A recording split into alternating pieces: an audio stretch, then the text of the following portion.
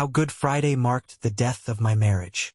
I'll never forget the feeling I had when I realized my wife and best friend was cheating on me, and my marriage might be doomed. Now, I'm not religious, and I'm certainly not comparing myself to Jesus, but the irony of the day isn't lost on me. The death of my marriage started on Good Friday, a day associated with mourning. The Bible says that Good Friday was the day Jesus was crucified and killed. My understanding is that his followers had lost hope and mourned the end of his life. Little did they know at the time that he would soon be resurrected, and a new, more joyful life lay ahead for them. Little did I know, on this day, that I was about to enter a very dark period and come out with a more joyful life than before. Happy birthday! It also happened to be the day before our youngest son's first birthday party. A one-year celebration of the moment I sat in the hospital room with her through a delivery that was scary and forced us to make some quick decisions with the doctor. We held hands and told each other how much we loved each other through tears. I saw her consumed with a fearful look I've never seen before.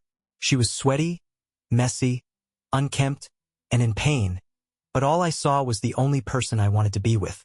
While I was scared, I was also excited for the next step we were taking on our beautifully perfect path as family. Fast forward 1 year later.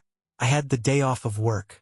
She had been struggling with stress and feeling like she lost a step after returning to a stressful job after 9 months of maternity leave. I thought it would be a nice gesture to take the kids out of town to my parents' house, where we were hosting the party. She could get a full night of sleep in our bed, without waking up for one of the kids for the first time in over 2 years. We also had a 20-month-old. Our opposing days. On this day, she went out to lunch with coworkers, like she did every Friday. They took pictures that day and she sent some to me. I could tell she was having a great time. I, meanwhile, sent her a photo of my youngest son's high chair, him, myself, and our floor covered in diarrhea. Now this is not something I would normally take a photo of, but I could not believe how messy things were. And always trying to find the humor in life, I thought the opposing days we were having was funny. Skip ahead if you don't want details. He got sick at breakfast and his diaper somehow got moved to the side. It all flowed like a waterfall down the nooks of the high chair, all over the dining room floor. I had to keep our very curious dog and our toddler away from what looked to them like the most interesting finger painting project ever. As I got out handfuls of garbage bags, old towels, and disinfectant, it felt like a scene in a mob movie where they have to clean up a messy murder. It was stressful, but I found the humor in it and sent my wife a photo to show her how bad things can get and, let's be honest, earned some brownie points for taking one for the team that day. The first denial. Later that day, I went to Costco near my parents' house to grab some food for dinner and items for the birthday party the next day. I called my wife to see if there was anything else she could think of that I should grab. She said she was on her way home from work and just stopped at Old Navy to return clothes. I knew something was off. She had a tone to her voice that was familiar. One where she's out with people. I've never been jealous. I was always confident in our commitment to each other, and the fact that we had our social circles. I never thought twice when she went to bars, Vegas, or lunch with male coworkers. So I asked her, "Who are you out with?" When she said, "Nobody," I knew she was lying. I didn't feel a pit in my stomach yet, but I knew something was up. So, I looked up her location because we had a shared Find My iPhone account and saw that she was actually at a bar we'd been to many times. Okay, I thought. Maybe she's meeting up with somebody and planning some sort of surprise for me. I mean, technically, I wasn't wrong.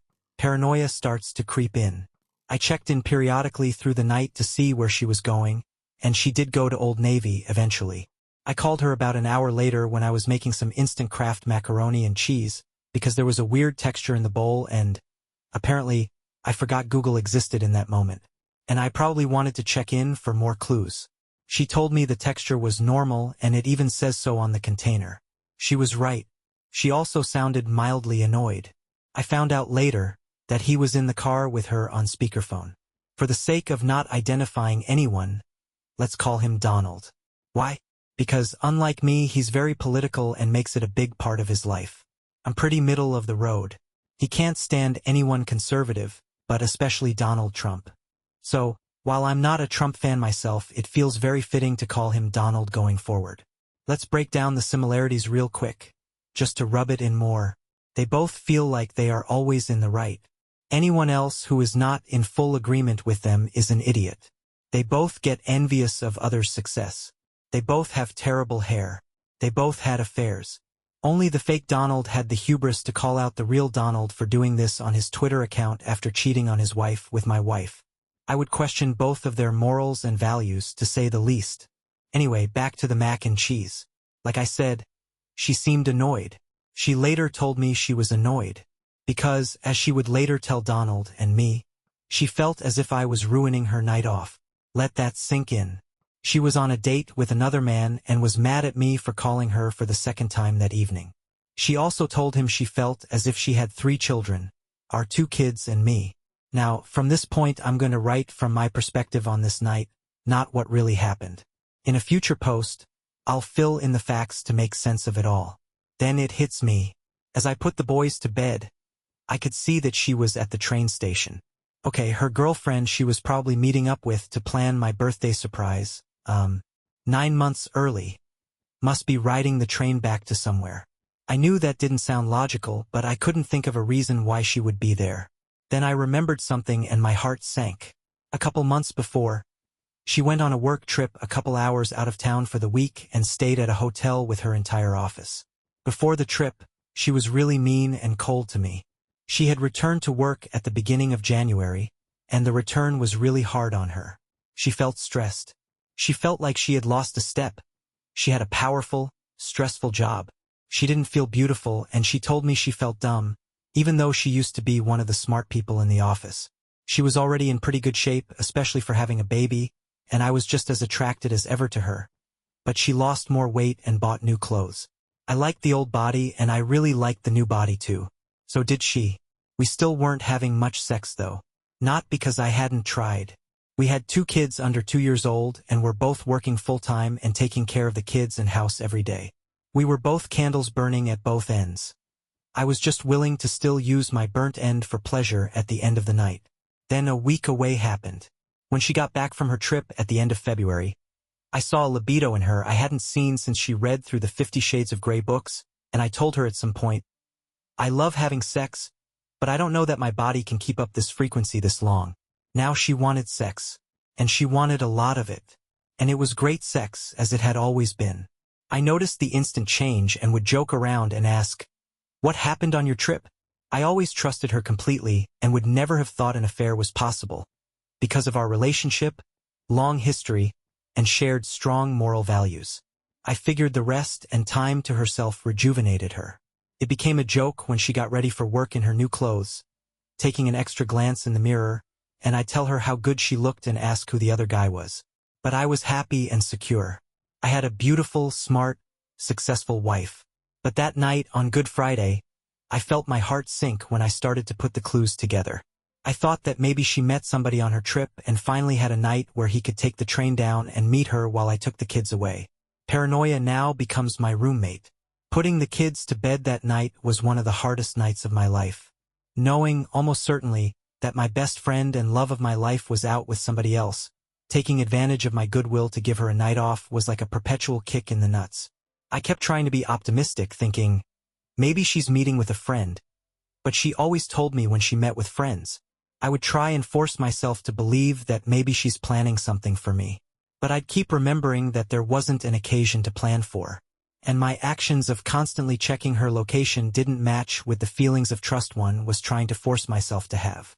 Another phone call. Later, she called me from the mall, and we talked, while I watched her phone move on the map from a different train station, which happened to be on the same block as her office miles from the mall, inching up the freeway toward our neighborhood. Did she go back to her office and fulfill some fantasy? Was she at the other train station? Both? We chatted for a few minutes, then hung up, and I tried to fall asleep while I desperately searched our banking app for a charge to Taco Bell, since that's where she told me she stopped for dinner.